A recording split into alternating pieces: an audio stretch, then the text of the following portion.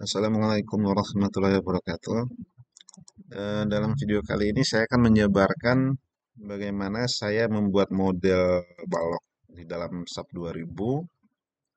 Tujuannya agar saya bisa memperlihatkan bagaimana saya mendapatkan hasil ini, ya. Lalu bisa kita bandingkan dengan hasil dari Femcalc. Oke, saya sudah buka aplikasi SAP 2000-nya. Saya buat model baru, new, kemudian satuan yang saya gunakan kilonewton meter, pakai template beam. Saya langsung pakai custom grid ya. Untuk C saya tidak perlu karena saya hanya perlu join join dua tumpuan ya. Panjang balok 12 ya. 4 5 3. Oke, 12. Lanjut. Oke. Oke lagi.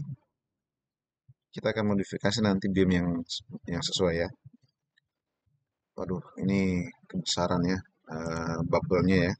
Bubble-nya kebesaran. Saya rubah. Waduh, 3 ya, terlalu besar. Saya pakai 0,5 saja. Oke, oke. Nah, kita lanjut ke define material dulu. Saya bikin material baru untuk konkret. User saja, isin user. Konkret itu kita punya data modul E-nya, elastisitasnya 2009.725, kapasitasnya 0,2. Jadi di sini saya ganti dulu ke MPa. Di sini 29725, nah kapasitasnya 0,2.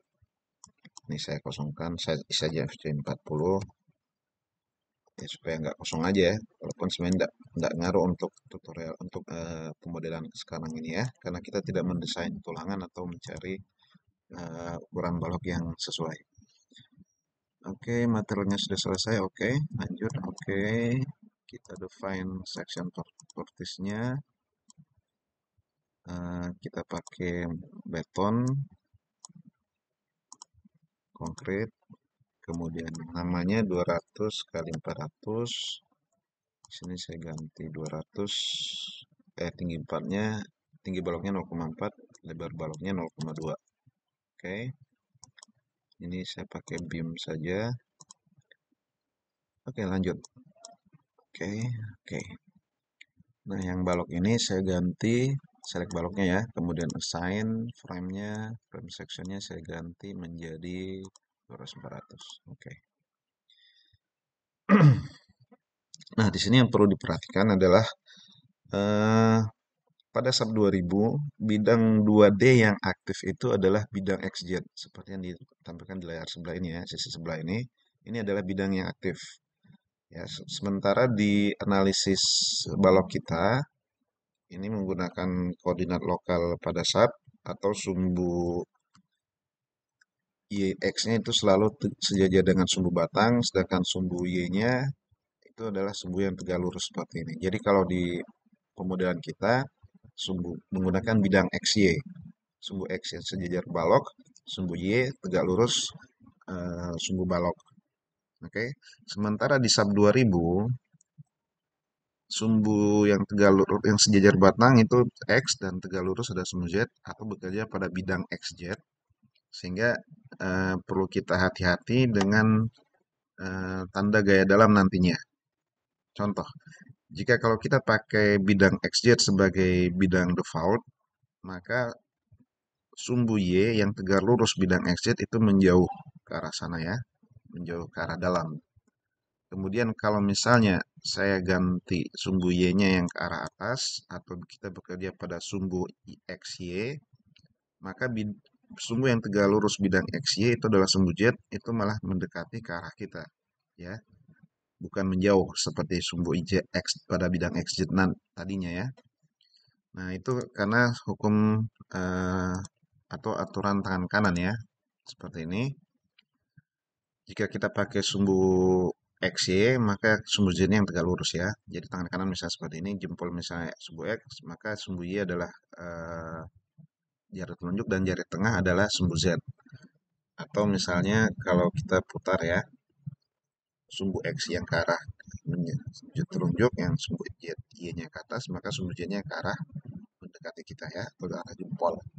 Sebaliknya kalau sumbu X, Y-nya ini ya, maka sumbu Z-nya ke arah sana.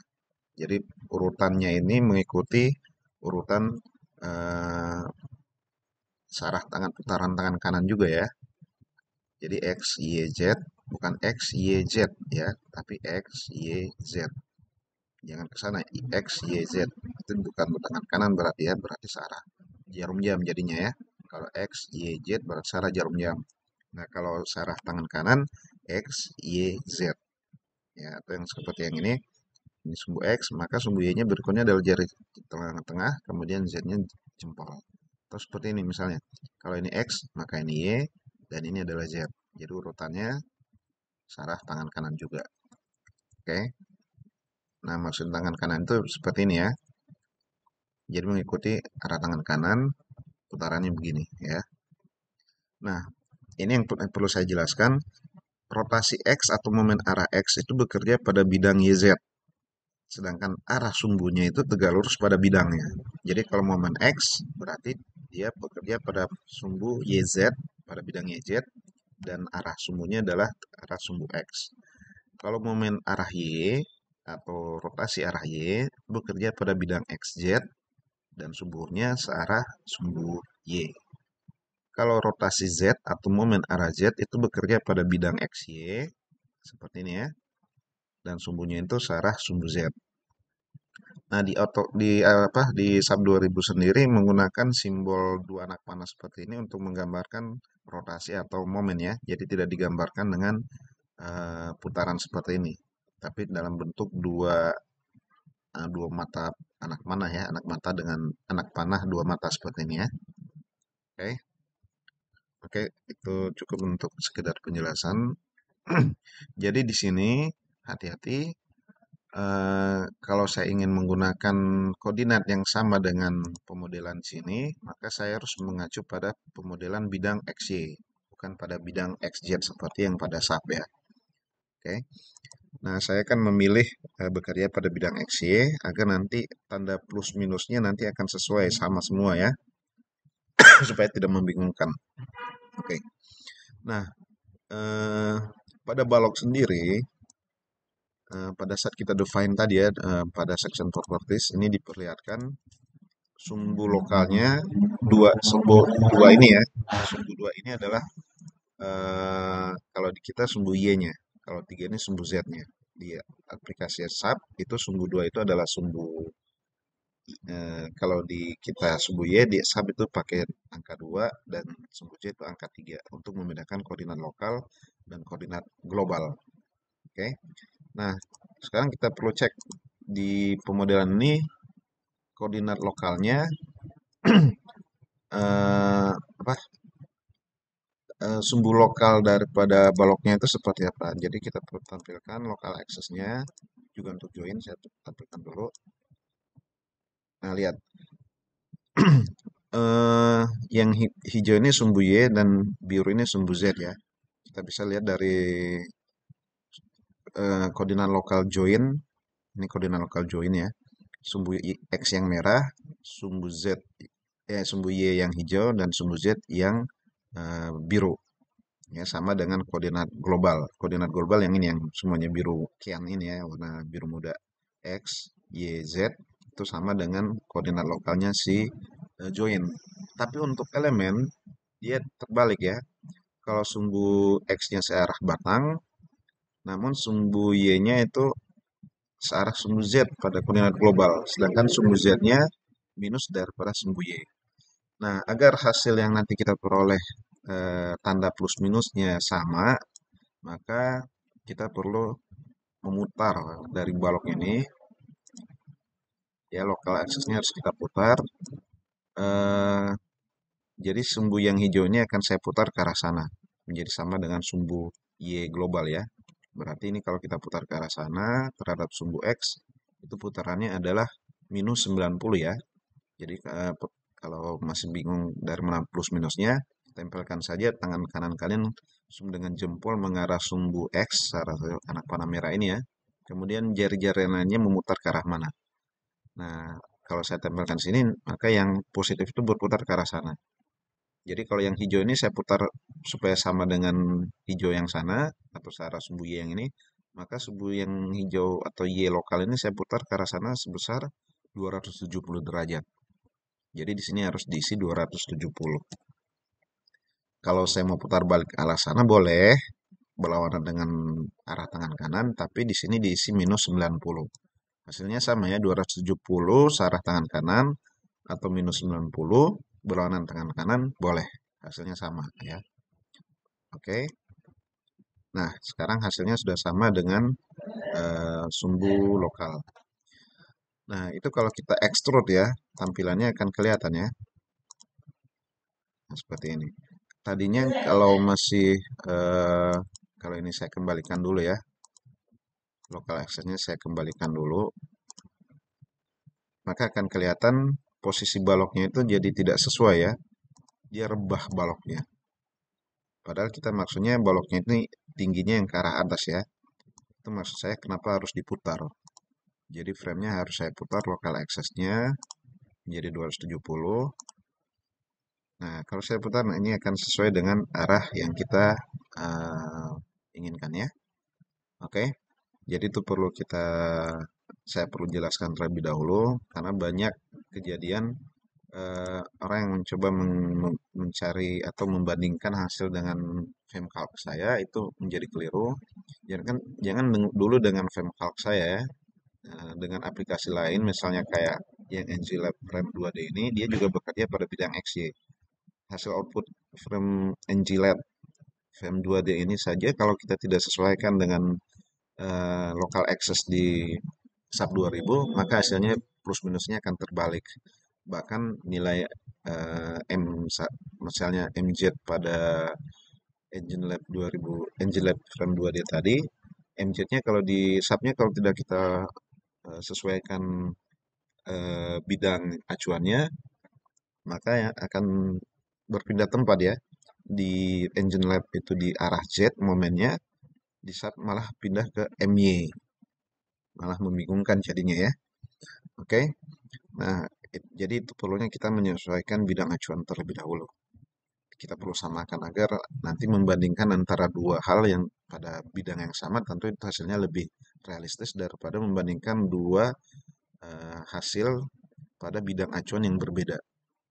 Oke. Nah, ini tampilan extrude-nya saya nonaktifkan dulu. Juga pada local access-nya juga saya matikan. Oke. Dan ini saya hanya perlu yang satu bidang seperti ini. Tapi dengan tampilan XY. Tidak usah pusing dengan peretakan nantinya ya. Peretakan kalau saya pakai jepit kedua-dua ujungnya atau kedua-dua ujungnya sendi ya, itu tidak akan pengaruh ya. Karena sendi itu kan dia mempertahankan translasi dalam arah tiga arah ya, misalnya seperti ini jadi tiga arah. Jadi kalau tampilannya tadinya kalau kita lihat seperti ini ya, tampilan seakan-akan hanya menyamping. Nah, seperti menyamping seperti begini ya. Kok menyamping Pak, bukan dari bawah begitu ya. Tidak masalah ya. Karena tetap dia itu hanya gambar saja, tapi dia tetap menahan tiga arah. Jadi arah X, Y, Z dia tahan, kecuali momennya atau rotasinya dia tidak tahan ya. Sementara kalau jepit, maka semuanya dia tahan. Ya, jadi mau dia posisinya seperti apa, mau menghadap ke atas, mau menghadap ke samping ya, atau menghadap malah sejajar batang tidak masalah ya. Demikian juga dengan sendi, karena tiga arah dia tahan, kecuali momen tidak tahan. Tapi hati-hati selain jepit dan sendi, untuk roll dan perletakan lainnya, saya roll seperti ini ya. Nah, pengaruh ini yang harus kita hati-hati. Apakah yang di tahap translation 3 atau translation 2 atau translation 1. Karena untuk roll itu hanya satu saja yang dia tahan. Hanya kita tidak, kalau kita bidang acuannya kita rubah, maka harus diperhatikan transaksi dalam arah mana yang harus diaktifkan. Yang lainnya diabaikan. Jadi harus hati-hati untuk roll maupun yang lainnya. Ya, misalnya untuk perempuan yang seperti ini atau perempuan yang hanya menahan translasi dan rotasi 1 2, jadi harus hati-hati. Tapi kalau untuk sendi, karena dia menahan tiga-tiganya dan melepas tiga-tiga momen atau rotasi, jadi tidak masalah. Dia posisinya mau ke arah dalam dalam arah mana saja. Apalagi jepit ya, itu lebih semua karena semua ditahan jadi tidak masalah. Itu hanya dalam gambar ini hanya sekedar simbolnya saja, jadi tidak usah dipusingkan. Kenapa dalam tampilan XY-nya eh, perletakannya kok kayak kelihatannya tidak sesuai dengan tampilan yang kita inginkan. Tidak usah pusing, itu hanya masalah tampilan. Oke, sekarang kita masukkan bebannya. Bebannya ini seperti ini, beban trapesium dengan intensitas 3 kN ya, jarak 4 dari tepi kiri, jarak 5 dari tepi kanan, di tengahnya 3. Oke. Maka saya select beamnya, saya assign frame mount-nya pakai distribute. Nah, di sini load direction-nya harus hati-hati, jangan pakai arah gravit ya. Sebentar ya. Ini untuk load pattern-nya saya belum define ya.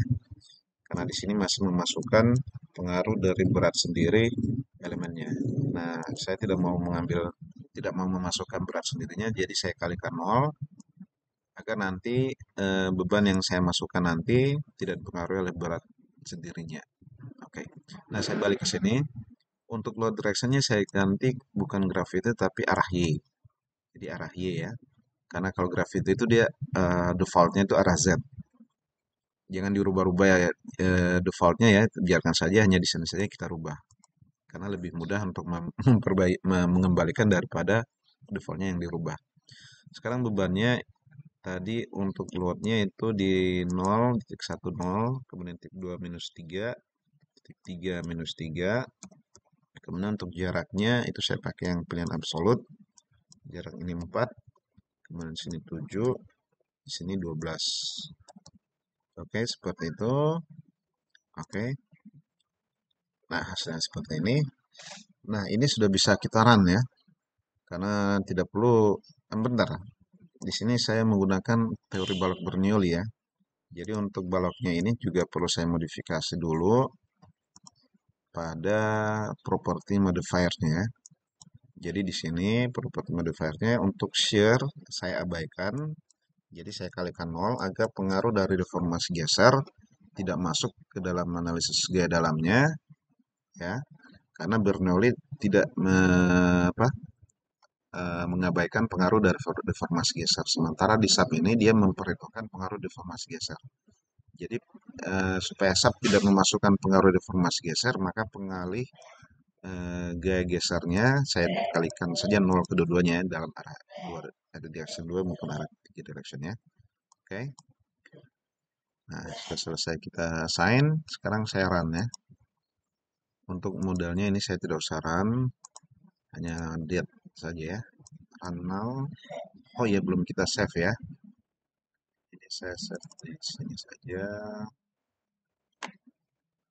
Saya uji calc ya. Saya bikin folder baru saja lah. Cek. Oke, save. Sebentar loading. Oke, selesai. Nah, sekarang kita coba lihat hasil dari peratakannya ya. Oke. Ini satunya sudah benar. Alangkah baiknya saya bagi dua layar seperti ini ya untuk tampilannya.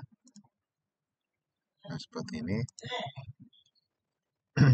Sekarang untuk frame calc-nya, saya keluarkan saya tabulasinya ya. Tabulasinya show table. Di inputnya berupa reaction. Oke.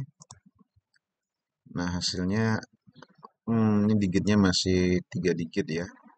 Belum 6 digit. Saya rubah dulu digitnya. Ini saya hilangkan centangnya, saya rubah untuk force ini saya yang decimal places-nya saya ganti 6 semuanya. Ini maksimal sampai 10 saja ya, David. Kalau di sub hanya bisa sampai 10 ya. Dia tidak bisa 11, kalau saya 11 di error ya. Tuh, tidak bisa 11 ya. Maksimum 10. Atau saya pakai 10 aja ya. Tapi di sini hasilnya namanya saya akan bandingkan sesuai dengan yang hasil di sini saja. Oke. Nah, kemudian saya tampilkan lagi tabulasi tadi. Oke. Nah, ini hasilnya sudah keluar ya. Nah, ini hasilnya kalau saya ekspor ke Excel supaya lebih mudah membandingkannya. Nah, ini dia hasil Excel. Sama ya dengan hasil output di sini. Oke, 11,7434 6. Oke, nah plus minusnya sama ya, karena kita sudah menyesuaikan bidang yang sesuai ya. Untuk hasil calc-nya 11,76.354, oke sesuai. Kemudian reaksi keduanya 26, 10,753346, oke. Ini 28, di sini 28,4667 kali, oke. Untuk momen minus 26,9, ya sama ya. Oke. Nah, eh, untuk model yang pertama saya sudah contohkan. Sekarang untuk model kedua yang apa? Temosenko ya. Jadi Temosenko ini saya buka lagi dulu. Sekarang untuk property modifiernya saya kembalikan lagi ke satu semua ya. Untuk mengembalikan dia ke perhitungan secara menggunakan teori balok Temosenko. Saya run lagi. Oke, selesai. Display outputnya. eh Tidak perlu saya transfer ke ini ya, ke Excel, ke Excel itu. Sebentar juga kok ya. Nah, hasilnya seperti ini. Saya close aja dulu.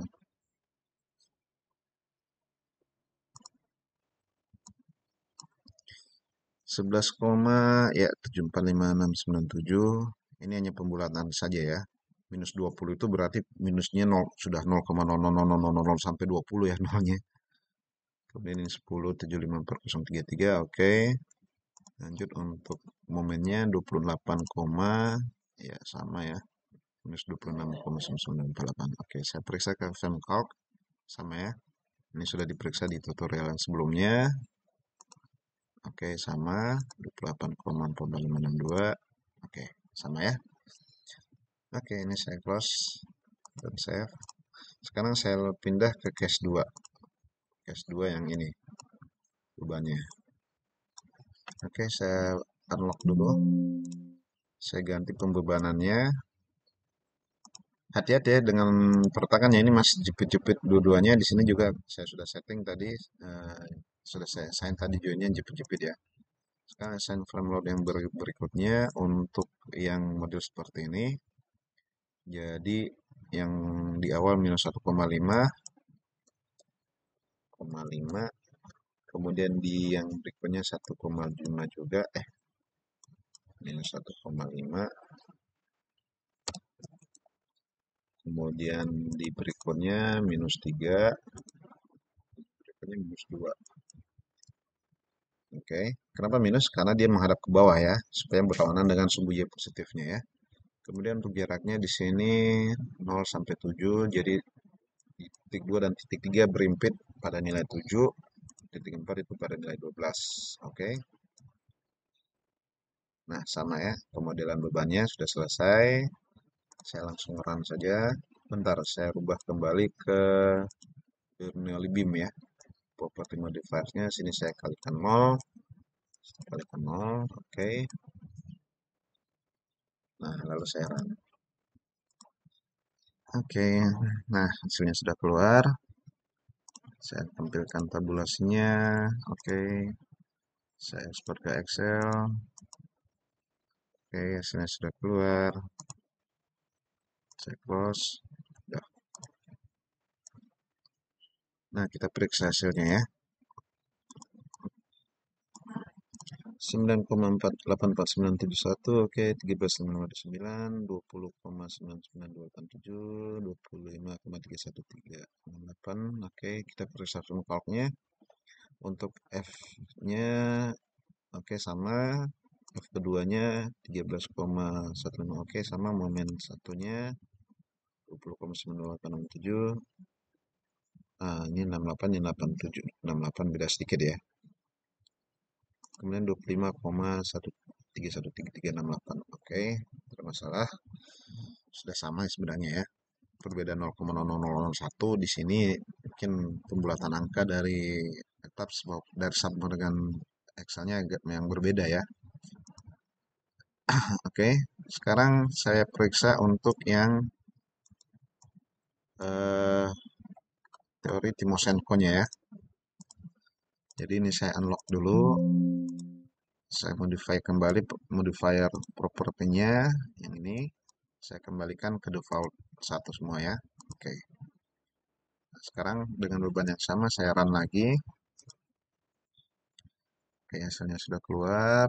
Display apps, display tabulasinya. Oke.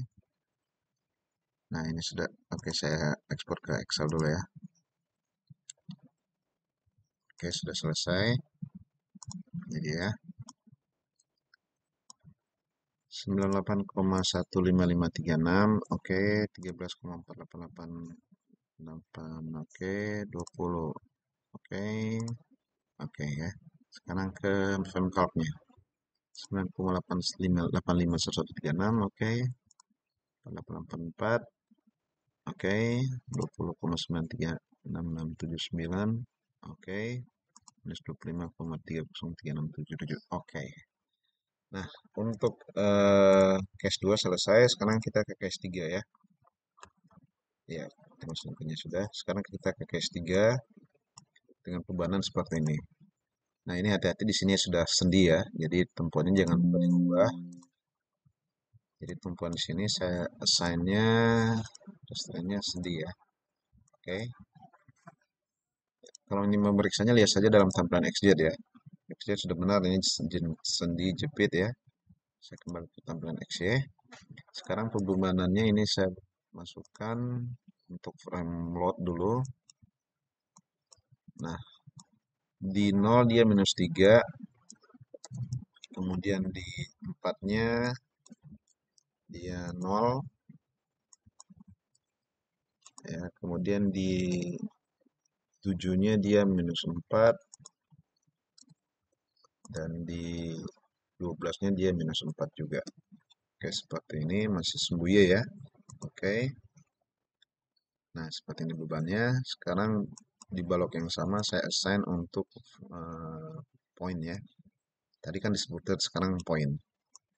Nah, ini juga arahnya dalam sembuye, dalam arah absolut ya. Jadi sini 4, sini 7, sini 12. Nah, untuk beban P yang force ya, arah Y itu 7 kN, nilainya minus. Seperti ini, saya apply. Nah, seperti itu. Kemudian untuk yang momen, di sini ganti dengan momen, tapi bukan sumbu Y. Ingat, ini momen bukan sumbu Y ya, tapi momen arah Z. Seperti penjelasan tadi di slide ya, yang di sini. Ya, jadi kita pada momen bidang XY, berarti momen Z yang kita ambil ya. Jadi di sini harus diisi momen arah Z, bukan momen arah Y. Oke. Kemudian masukkan sini nilai 9. Kenapa momennya plus ya? Di sini momennya plus 9 kN ya. Baloknya sebelum saya select dulu, kemudian saya apply.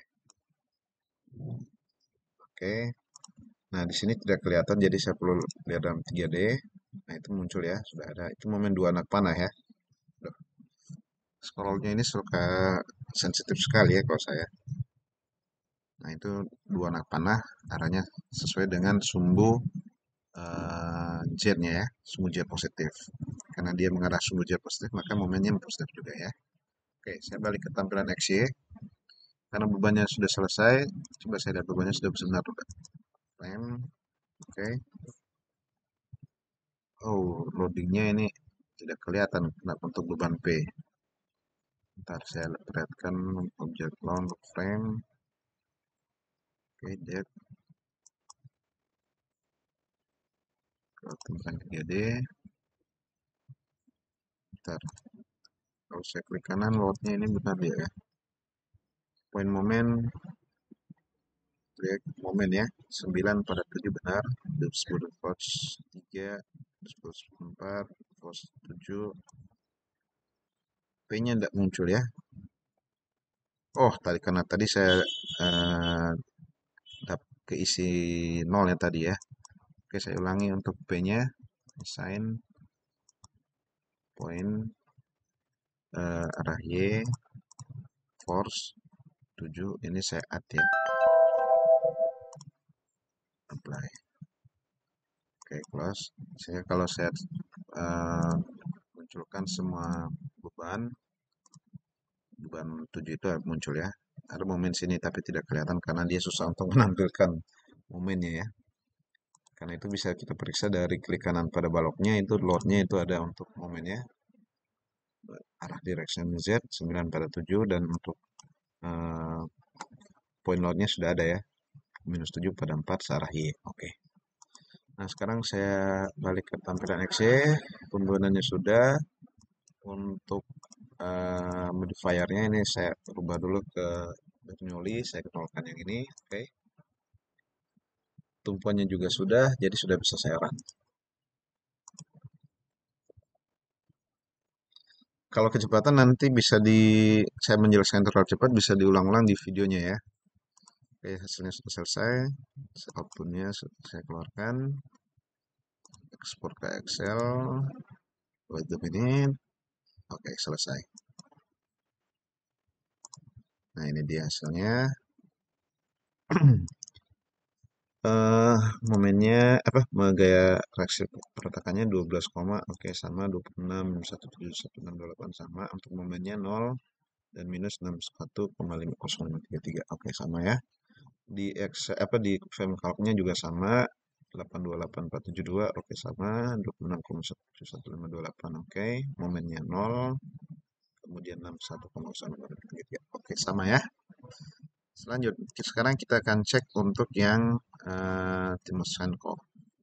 Ini saya close saja, saya save. Saya buka dulu. Di sini yang saya rubah hanya property modifiersnya saja. Saya kembalikan ke standar ya, ke defaultnya satu semua, oke. Lalu langsung saya run. Oke, hasilnya sudah keluar. Display tabelnya, oke. Saya ekspor ke Excel ya. Wait, oke selesai. Dia. Nah, ini 12,83194, oke, 26,18886, oke, 061,1672. Oke, sekarang kita periksa di frame calc-nya. 12,83194, oke, 26,168806, oke, momennya 0, 61,72. Oke, sama ya. Oke. Nah, jadi cara pemodelan di subnya seperti itu. Ini untuk menjawab ada beberapa yang mempertanyakan kok hasilnya udah bisa sama ya, dapat caranya sih gimana ya? Itu karena saya asumsi saya keliru dalam menerapkan bidang acuan. Jadi eh, terutama sumbu kuat dan lemah dari baloknya yang ini ya.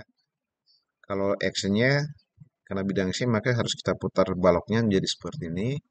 Karena di exit-nya itu nanti dia hanya yang lebarnya yang dalam arah sumbu jetnya. Sedangkan yang kita perlukan itu sebenarnya harusnya tingginya yang arah yang kita gunakan. Untuk ke pertama, kemudian acuan sumbu XYZ-nya itu ya. Beda antara Y yang X bidang XY dengan bidang Z untuk arah momen atau rotasinya. Jadi dua hal itu yang penting diperhatikan. Kemudian tiga ya dengan property modifiernya ya yang tadi di sini ya yang di property modifiernya. Oh ini kunci ya masih sudah di run tadi. Property modifiernya tadi yang 0100 itu share-nya harus dinolkan untuk Bernoulli dan untuk Timoshenko itu harus dikembalikan ke default karena bawaan defaultnya sub adalah menggunakan teori balok Timoshenko ya. Oke, saya pikir sudah selesai kita menampilkan penjabaran pemodelan yang saya gunakan di sini ya. Jadi sudah selesai video untuk kali ini. Dengan mengucapkan wabillahi taufiq wal hidayah. Wassalamualaikum warahmatullahi wabarakatuh.